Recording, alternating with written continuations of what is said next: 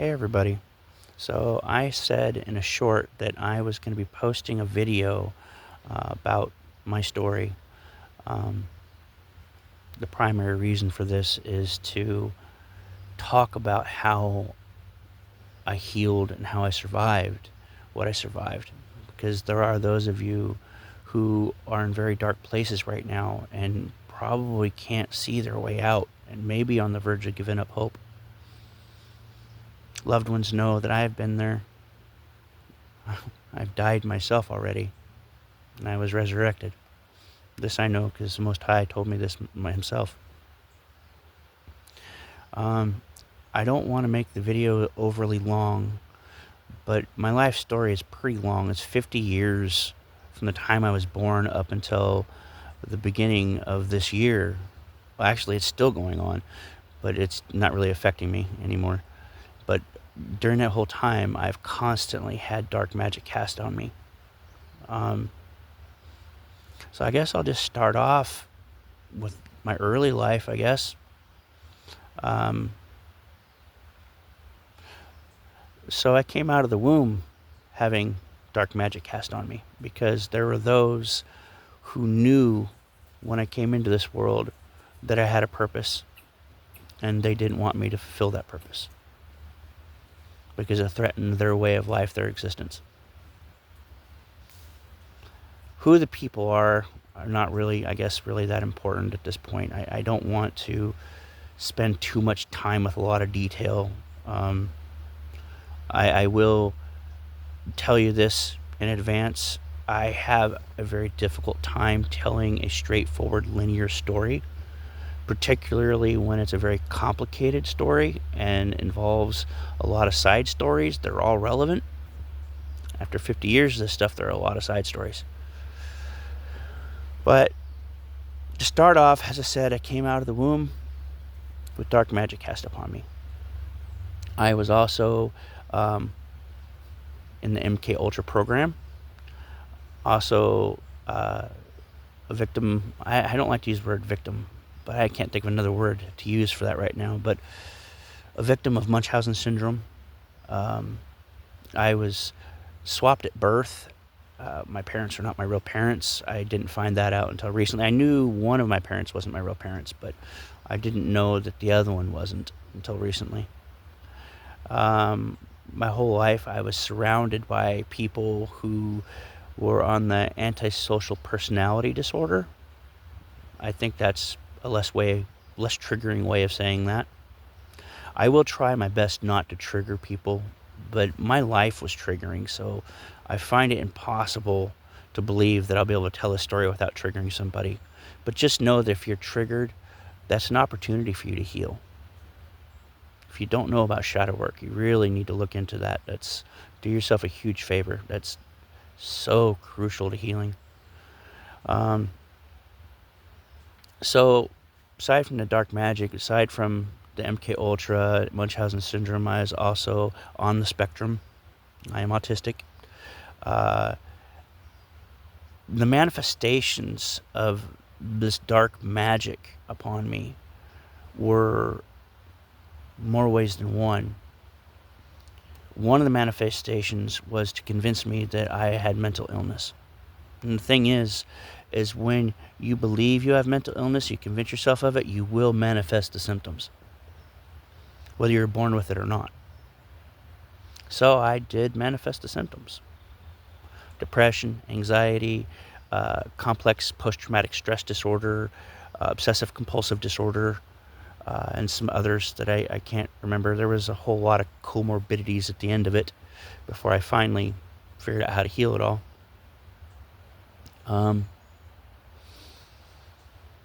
I may take pauses to retrace my steps in my story so that I can try to keep this linear. There is another element to the story that I can't talk about yet. There was more motivation to keep me from finding out who I was than just my divine purpose. There was a worldly one too, but as I said, that's not for me to talk about yet. But I will say that it was a huge motivator for my very worldly family to not want me to grow up, to not want me to survive. But they also, at the same time, because of it, they couldn't just outright kill me either, though they did attempt later on in life many times. Um, so being on the spectrum, that gave me social issues, I guess you could say.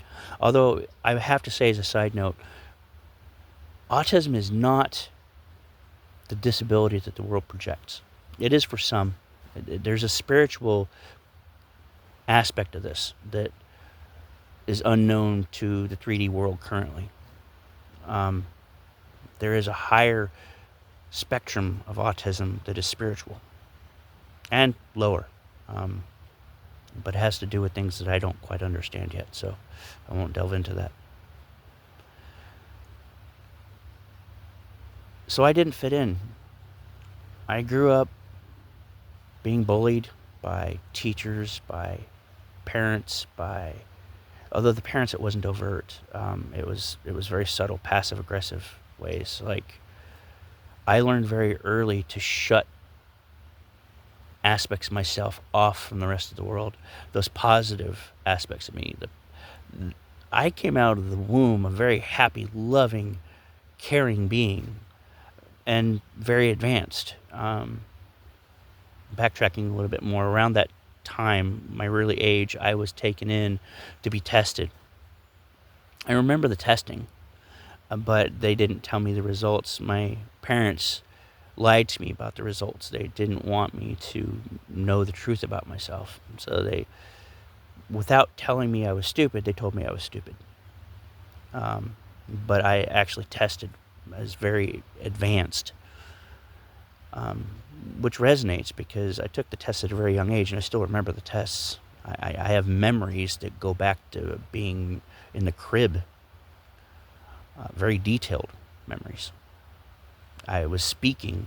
My first word, according to my mother, was around 1 year old. As soon as basically my vocal cords could say it, I was saying hippopotamus. I'm saying this not to brag about myself. I'm saying this because there are those of you out there who are also highly advanced and resonate with this and maybe have been shamed and don't feel ashamed. And there are those of you who don't know that you too are also on the autistic spectrum. If you have those social awkwardness, if you have that social awkwardness, like you see the world differently than other people, you don't get social cues very well, but you understand people very well, but you've been shamed your whole life into believing that you're stupid and you're weird. No, it's just you're at a higher stage of evolution than they are, to put it simply.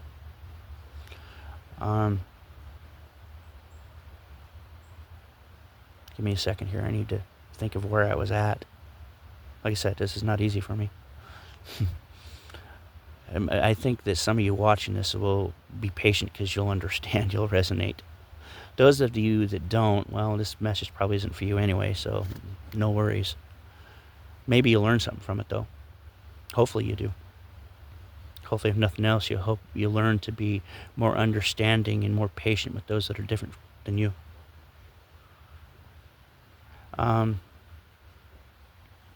So as I got a bit older, because of that reason that I can't talk about, that other motivation, my parents behind the scenes started getting active in my social life with my friends when I wasn't even looking, or I wasn't aware, to have my friends be my friends so that they could keep an eye on me and report back to them. I don't know what they want to report it back to them at that age, but I had abusive teachers. Like I said, I was constantly bullied. Even my friends would bully me because they were pretending to be my friends. They weren't legitimately my friends. And I think some of them were on that spectrum I mentioned earlier, the antisocial personality disorder spectrum. Seems like that's what I attracted most of my life. Because I was taught from a very young age that, well, for example, when I was really young, I remember when I was about 3, My parents were with their friends, and it was a group of adults talking. And I remember speaking up, saying something. It was about the conversation, and I was punished for it. I was told not to talk when adults were talking, and that caused me to clam up. That caused me to start to close off. And I got shamed for a lot of things that a kid should never be shamed for at a young age. Singing, expressing myself. I was told that these positive attributes about myself, these positive aspects that I'm now reawakening to, were shameful in some way or another. I was weird, strange. I got called every name in the book. I went through, also during those younger years, I went through every kind of abuse you can go through. Sorry, triggering words. If you don't want to hear these, then maybe fast forward the next 10 seconds or something. But sexual abuse, assault, abuse, whatever, molestation, verbal, emotional, psychological, physical abuse in other ways. I went through pretty much everything. I had the first attempt on my life when I was 7. An upperclassman had pulled me and a neighbor girl who I was friends with into a cave at knife point, and with the intent on taking our lives. Father intervened. I was saved, and there's more to that story. There's a story behind all of it, but it's too much information for one video. Things like that became kind of a theme in my life, really. So many times that someone attempted to take my life, and then a miracle would happen. And I realized at a fairly young age that I was protected. Even if I didn't fully understand my relationship or the nature of God, which, or at least not to the point that I do now, I was aware there was a God from an early age, however, and I think some of you will resonate with this. The one good blessing that came from my mother was that when I was 5 years old, she was doing dishes in the kitchen, and I heard her talking to somebody. And we lived very rurally at this point. We lived out in South Park, Colorado. No neighbors for a couple miles. So there shouldn't have been anybody there. And if there had been someone there, I would have heard the car pull up. Nobody came over. So who was she talking to? I went out into the kitchen, and I asked her, and she told me that she was talking to God. And she said, "You know those imaginary friends that you have?" By the way, I didn't have any imaginary friends. I just didn't know that I was talking to spirit at that age. And I think this is one of the things that shut me off to it. And then she said, "Well, it's like those imaginary friends, but you can go to them for anything." And I remembered that at 7, I made my first prayer and had it immediately answered. It was a small miracle. And you'd think with that I would have had a life devoted to God, but no, the programming in the world around me, from my family, from my friends, from school, that was a very good distraction. It kept me away from developing that relationship at that early, and really it wasn't meant to happen yet anyway. I had to go through what I went through. So I'll also go back to the manifestations of the dark magic. So it manifested in mental illness. It also manifested in physical health problems. I was very physically underdeveloped. My mother gave me one reason. She said I was born premature, dismature, but I don't think she has any idea what my birth weight was. She wasn't my birth mother. I don't know who my birth mother was. I just know divinely from divine information that she passed away, I think, during my childbirth. And maybe there was something to do with my mother being ill. All I know is that I was very physically underdeveloped, and I didn't develop until almost around age 30. So I was very scrawny. So that really helped with the bullies picking on me. I was a very easy target. Even when I fought back, it was ineffective. I just wasn't strong enough to fight back. So I guess that encompasses the first 20 years of my life, approximately. I'll say that. And then from there, no, I'll say 16. 16, I went to Job Corps. And at 16, for the first time, I was around people that were not under the influence of my family. And I started to get some truths about myself. I started to understand myself better because people were filling me in on the truth behind some of these awkward things that I was doing. I had some real life adult talk for the first time. And then from there, I went back home after I graduated Job Corps.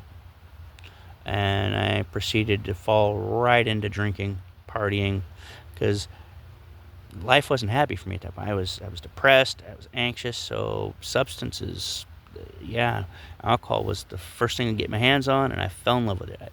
I felt great when I drank. I couldn't buy alcohol at that age, but every chance I got, I drank.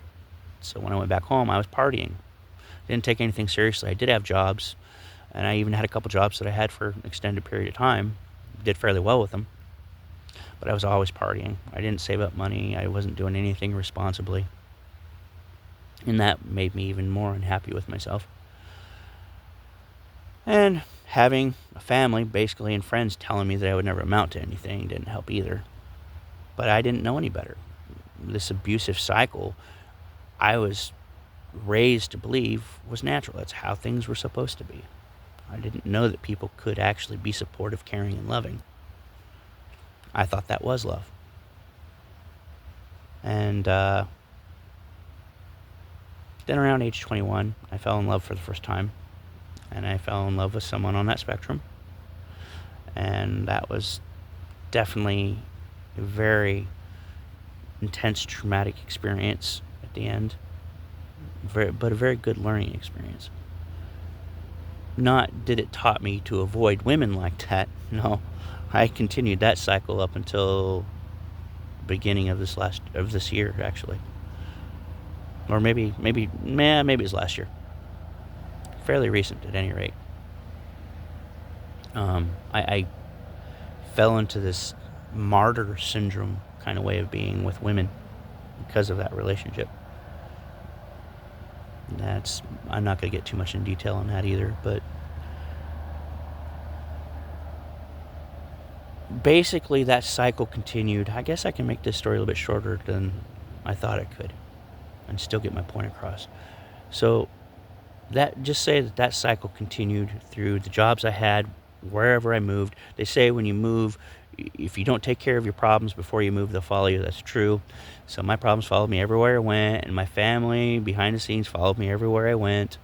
Every boss I had, every coworker I had, I was still bullied in some way or another by my bosses or by coworkers. More in a passive-aggressive sort of way, not an overt physical sort of way. And then finally, on 2020, I think is what it was, I started really seeking help because my drinking became a serious problem.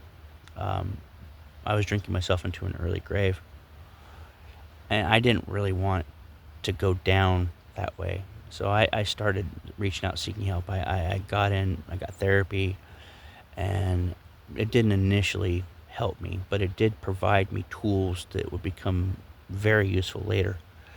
And I got into housing for those with with disabilities, is mostly people with mental disabilities. And I basically became a recluse in my little tiny studio apartment for 5 years. And during that period, the people I did associate with were the kind of people I always associated with. The troubled, the unhealed, as Christians would say, the sinners. They were drug dealers, they were prostitutes, they were the only people I could find that I could talk to, especially in the area I lived when I moved into that apartment, because that's all that was there, were people like that. So drugs became available to me very easily. I quit the drinking and switched over to meth use because it regulated me. That was my justification, my rationalization behind that coping mechanism. And I did accomplish some things during that period. It did focus my mind. ADHD was one of my symptoms, and it did help me to focus in on things. And I did a lot of research during that reclusive period. I did learn a lot spiritually, psychologically. I learned tools that would help me eventually get out of this. But it didn't end there. Eventually, I got into heroin, and then I got into fentanyl. And was it 3 years ago, I think? I died from fentanyl. And like I said, I know I died because Most High Himself told me that He had to resurrect me. It wasn't like when Jesus died. When He was resurrected, there was a whole bunch of repairs that had to be done to His body first, which took days to do. With me, it was just merely like a press to restart, get going again. Or like those old wind-up dolls. You pull the string and it wind it up and send them on their way. So I woke up from that overdose. I'd fallen and I hit my head on the side of my side table, right on the temple. I had a big old gash there. And I'm not sure if that's what killed me or if it was the fentanyl that killed me. Take your pick. I came to and I was covered in my own vomit. I was barely conscious. I was struggling, but I managed to crawl my way in, take a shower, because decided I was going to die before I was going to go into the hospital like that. And I crawled out to the curb outside and called 911, and I was kind of in and out. And I think the last thing I remembered was waking up on the hospital bed, and I was surrounded. It was like in the movies, you see where somebody gradually wakes up out of a haze, and then they start hearing voices, disembodied voices, and then things start come into blurry clarification, if that makes sense. And I heard a voice saying he's going into respiratory arrest, and then I was out. And when I woke up the next day, I woke up with this feeling. The feeling didn't leave me for the longest time. It was like an icy cold dread. I used to hear it described in books. I used to read a lot of books. That icy cold feeling of dread when you're faced with your ultimate fear. And I didn't believe in hell, and there is really, literally, technically no such thing as hell. But I felt that had I died, that I would have let my soul down, I guess you could say, and I would let Most High down in the worst way. And that made me feel worse than anything I could imagine for the longest time. And that was enough for me to finally break down and ask Father to help me, show me what I need to know to get out of this, to be the best me I can be, because my ways are not working. And so over a period of 2-3 years, He showed me the things I'd learned in therapy, how they could be applied. Little things like the way I talk to myself, eliminating negative words, and start reinforcing my confidence. And I got into EMDR therapy, tapping. That really helped when I was triggered. And then I was watching a lot of YouTube videos, researching spirituality and stuff.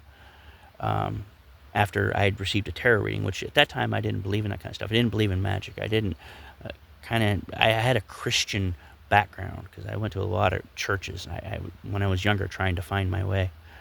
And so I had these preconceived notions of what magic was, or what tarot was, or anything taboo or esoteric was. But I let this person do a tarot reading on me, and I realized as they were doing it, what they were doing, or at least what I perceived them to be doing. I perceived them to be channeling God. They weren't, but that I realized that was an avenue of connecting the Most High. So if that was the case, what else was true? What else was, of everything that I've been taught, a lie? Or how should I say, no, of all the things that I was taught was bad by Christianity, how much of that was true and how much of that was a lie? So I started looking at things after praying, of course. I prayed for Father to show me the truth in these things. And that led me to Carl Jung. Even though I had been going through cognitive behavioral therapy, I didn't know anything about Carl Jung. And I discovered that he wrote this little book called The Red Book, in which he talks about shadow work. And that is really where things started turning around, because then it was through this process of discovery and spiritualism as well that I started to discover magic. And I was talking to someone who knew a little bit about magic, and I explained to them what was going on, and they had suggested that I might be under magical attack. And they suggested that I take a bit of sage, I burn it in my room, just some real basic stuff that at that time, even with my Christian mindset, I didn't see any real harm in. So I tried it, and it worked. A lot of the issues that were affecting me at that moment just suddenly stopped. So that told me that magic was real. And then that started me down a rabbit hole of learning who was casting magic against me, why magic is being cast against me, the effects of magic against me, how to heal against it. It's alchemy. And alchemy, as I understand it, very simply, is taking something negative and turning it into positive. It is my belief that there is nothing negative that you can't turn into a positive. Even if you can't get anything else out of it other than the fact that living through it made you stronger, that's still alchemy. And that's how I, in simplest terms, how I healed and how I dealt with magic initially. What ended up, and there's probably more to this that I'm just not remembering, because I need to state here that during that period of time that I was locked up in that apartment, there wasn't anything going on in my life. There was nothing to mark one day from the next. So time for me passed without, I don't know, it's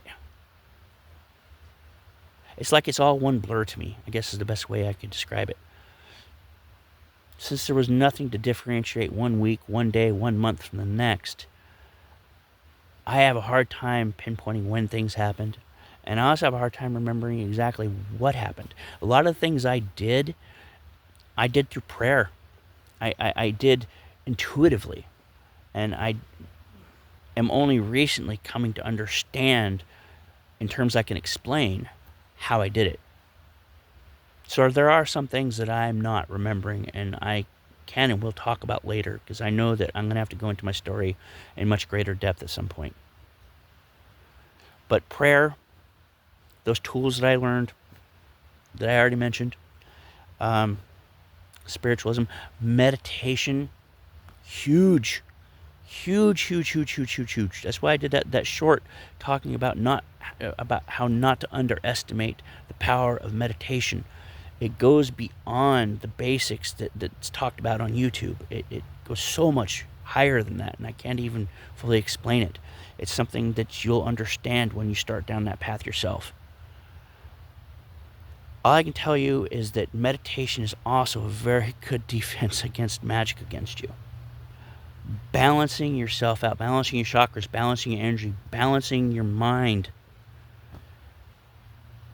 And balancing your mind, I mean reducing that noise in there. If you have ADHD, you know what I'm talking about. Now, ADHD is a superpower, but you need to learn to control your focus. And the only way to do that is to quiet your mind, and you do that through meditation.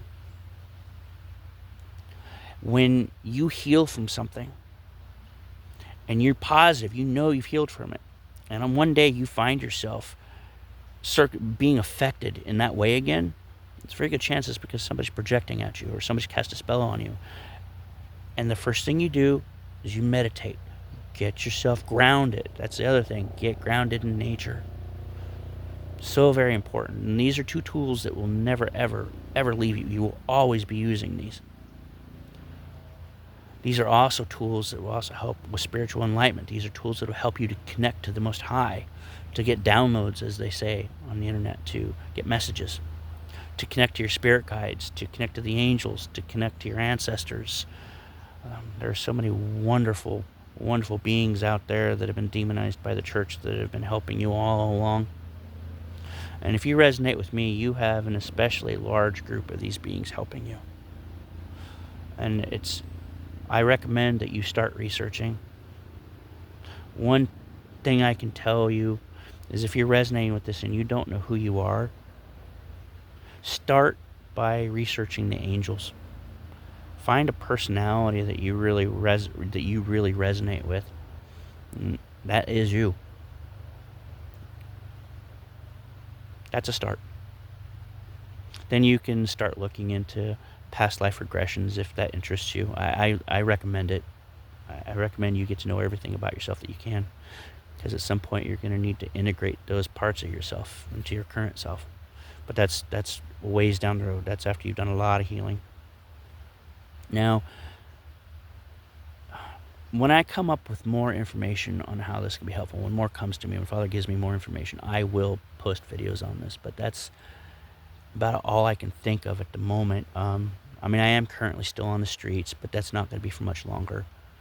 That was the other thing that helped me to get away from this situation, all this magic being cast against me. Being thrust out on the streets got me away from all those people, got me away from their influence, got me away from their energy. It helped me to disconnect from their energy. And that's another thing you're going to have to learn too, people, is you're going to have to learn how to be responsible with your energy, how not to give it out, how to reclaim it. You can find all this stuff on YouTube. All you got to do is just look it up. There are plenty of people talking about it. I don't need to make videos on it. And they can do it better than I can. Like I said, I am still out on the streets. Not for much longer. I will soon be meeting up with my twin flame, who I know has gone through a somewhat similar experience. And I will be meeting up with some of you in person before too much time has passed. Probably next year.